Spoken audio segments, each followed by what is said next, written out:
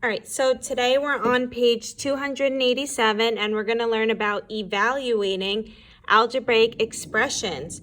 So the variables in an algebraic expression can be replaced with a number.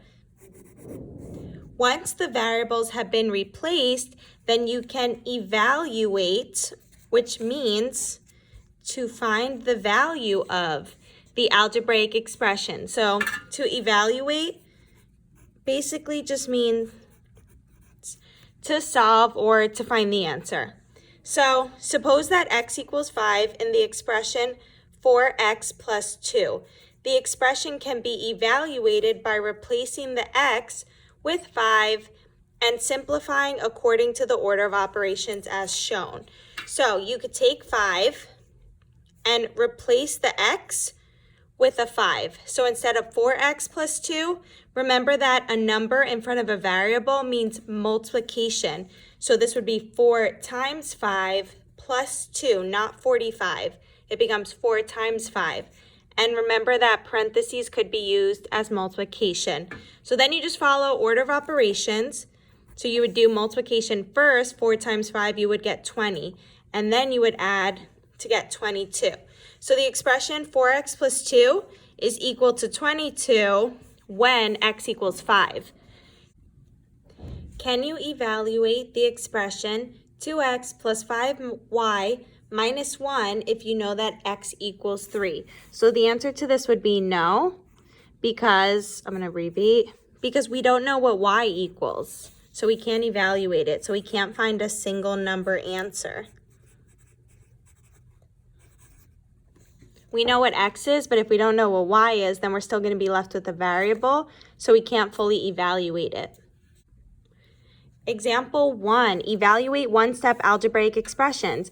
Evaluate the expression 6b when b equals 1/2.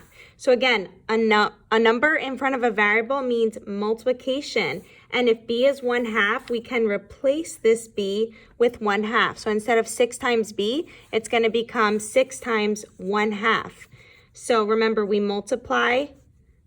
We could turn 6 into a fraction by putting a 1 in the denominator. We could cross simplify the 2 and the 6 because they could both be divided by 2. So then 3 times 1 gives us 3, and 1 times 1 gives us 1, and that just simplifies to 3. So what does it mean to evaluate an expression? It means to solve it. So the value of the expression is 3. Why is the value of the expression not equal to 6.5?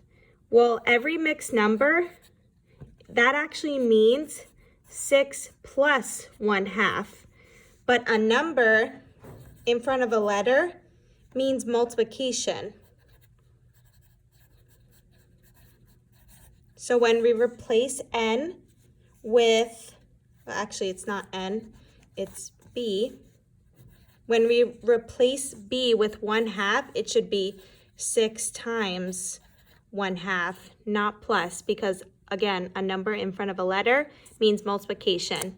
So pause the video and try this check problem here. Okay, example 2, we're going to evaluate the expression x plus y if x is 3/4 and y is 2/3. So first we write the expression x plus y. Remember, we can replace x with 3/4 and replace y with 2/3. So remember that when we're adding, we have to find a common denominator. So we have 3/4 plus 2/3. So a common denominator between 4 and 3 would be 12. And to find that, you could just multiply those. 4 times 3 is 12. So to go from 4 to 12, that would be times 3. So we have to do the same thing to the numerator. 3 times 3 would be 9. Plus, to go from a denominator of 3 to 12, that's times 4. So we have to do the same thing to the numerator. 2 times 4 is 8. So we have 9/8 plus 8/12, which is what we have here. So we find a common denominator because when we add, the denominator is going to stay the same. That's why we find a common denominator. So all we do is add the numerators. 9 plus 8 is 17. So we have 17 over 12. This is improper So we don't want to leave our answer like that. So 12 goes into 17 one whole time. So we could take away 12 from that and we're left with 5. Denominator stays the same.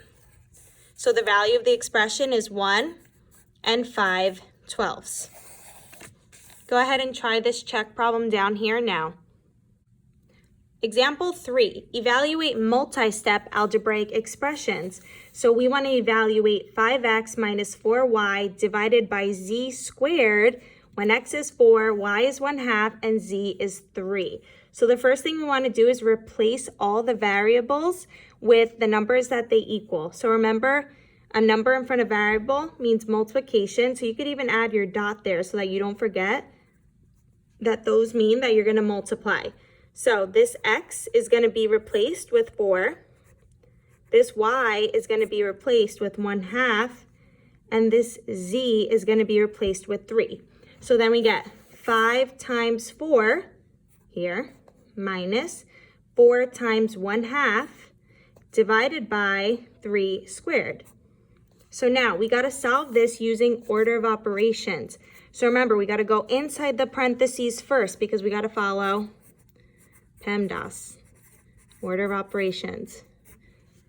So when we're in the parentheses, you follow order of operations all over again from the beginning. So first we would multiply because there's no parentheses within the parentheses and there's no exponents inside the parentheses. So the next thing we look for is multiplication or division, whichever comes first from left to right. So 5 times 4 gives us 20 minus, and then 4 times 1/2. So remember, 4 is a whole number, so you can put a 1 in the denominator. You can cross simplify. So you get 2 over 1 times 1 over 1, which is just 2. And we do not get rid of the parentheses until we get a single number from the parentheses. So we still have an operation in there. So we bring down the parentheses. Divided by, and now we have an exponent here, 3 squared. That can be rewritten as 9. So now we're still not done with the parentheses. So 20 minus 2, that gives us 18. Bring down your divided by 9, and then 18 divided by 9 gives us 2. So the value of the expression is 2. So go ahead and try this check problem down here. Example 4. The expression 1/2 times a times b plus c can be used to find the area of this trapezoid. What is the area of the trapezoid when a is 9.8, b is 12, and c is 7? How would you begin solving the problem? You would begin by replacing the variables with, I'm going to abbreviate, with the numbers. So first we're going to replace a with 9.8, b with 12, and c with 7. So we have 1/2 times 9.8 parentheses 12 plus 7. So now we're just going to follow order of operations. 12 plus 7 gives us 19, so we do parentheses first. Then we do multiplication or division from left to right. So remember that both the dot and the parentheses represent multiplication. So this is multiplication and this is multiplication. But 1/2 times 9.8 is the one that comes first from left to right. So you do that first. So we do 1/2. So 1/2 can be rewritten as 0.5. So then we could do 9.8 times 0.5. We get 40 here. 9 times 5 is 45. Plus 4 more is 49. And then we have 0 and 0. Now we have 2 numbers behind the decimal. So we get 4.90. But remember, we don't keep extra zeros at the back of a decimal. So we really just have 4.9. So then we bring down times 19. So then we do 4.9 times 19, and that'll give you 93.1. So the area of the trapezoid is 93.1 square inches. So try this last check problem. You can do your work in the space down here so that you have room.